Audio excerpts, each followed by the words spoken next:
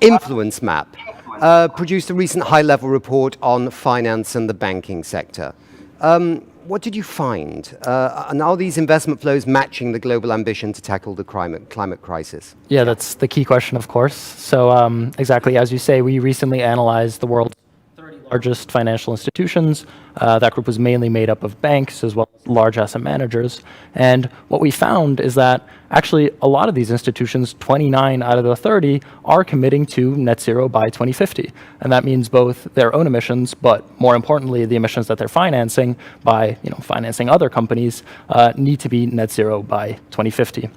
So we have on the one hand kind of this majority climate pledge by all these institutions, but in practice, what we're seeing in their current action is a very different picture. So, for example, a lot of these institutions remain very active when it comes to financing fossil fuel companies, to the tune of about $740 billion at least over the past 2 years. Additionally, very few of them have actual, short-term targets, 2025 targets, 2030 targets, in terms of how they're actually going to meet this 2050 target. And finally, a lot of them continue to be very active. In fact, all of them, either directly or indirectly, influence regulators' efforts to put into place ambitious climate finance policy in a number of really key global policy areas worldwide.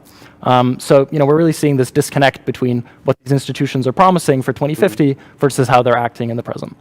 Fascinating. And that is that's the banks in particular, is it? So that's both the banks as well as the asset managers that we analyzed in that report. Right. I see a recent report, for example, by the not-for-profit group Share Action that found that many household banks like HSBC, Barclays, continue to invest in things like ExxonMobil, Shell, BP, and so on. And many of these banks are part of the UN Net Zero Banking Alliance, which is meant to step up the climate action. Is this consistent with your findings? First Dan, and then maybe Adrienne, you can talk a little bit about this. If you're the public, right, and you're listening to this and you're hearing this, you might think, oh my God, how are we going to solve climate crisis if the fossil fuel companies are still getting these huge investments? Yeah, exactly. So that very much mirrors the findings of our report, where we're seeing these large financial institutions being part of these net zero initiatives, but then continuing to provide financing to fossil fuel companies. In many cases, fossil fuel companies which are expanding their production of fossil fuels, which is very much in direct contrast to science-based guidelines for how we're supposed to meet a net zero by 2050 pathway. Yeah. And so there really is this disconnect between what they're pledging. I mentioned the $740 billion number before. That's the amount that these 30 financial institutions have financed to fossil fuel companies over the past few years. So that really does stand in stark contrast to their long-term commitments. Yeah. Adrienne, I'm going to come to you in 2 seconds, but just coming back to you again, Dan, with Influence Map. So you had this report out on the investment funds.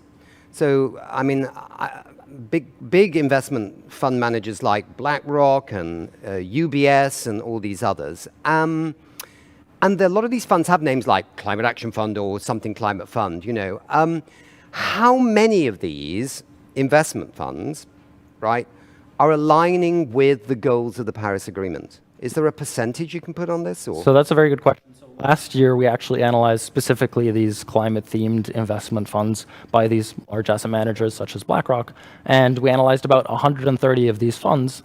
And what we found is that about 55% of them were actually not aligned with the goals of the Paris Agreement. And very noticeably, even within funds which were using similar branding terms and names, we saw a large variation in how they were performing, making it very difficult for an individual investor to understand what certain marketing or branding means for a fund's actual investment strategy and activities.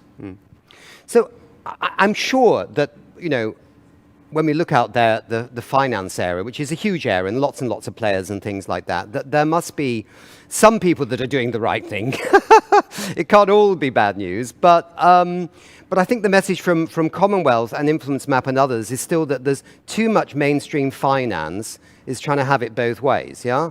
Was that all the 30 financial institutions that we analyzed are either directly engaging with policymakers or are members of industry associations, financial trade associations, which are engaging with policymakers on their behalf.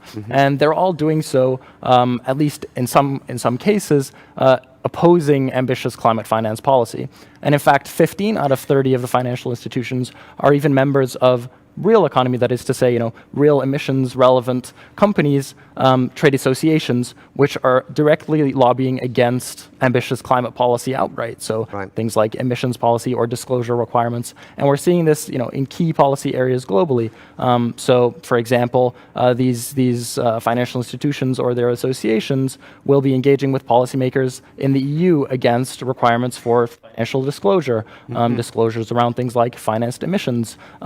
Similarly, in the US, they'll engage around things like having to integrate ESG considerations into financial decision-making. And so we're seeing that all these institutions are actually currently very much opposing, either directly or indirectly, those kind of efforts. And that's a very easy thing that these institutions could change right now in the present to align themselves with their 2050 commitments. Right.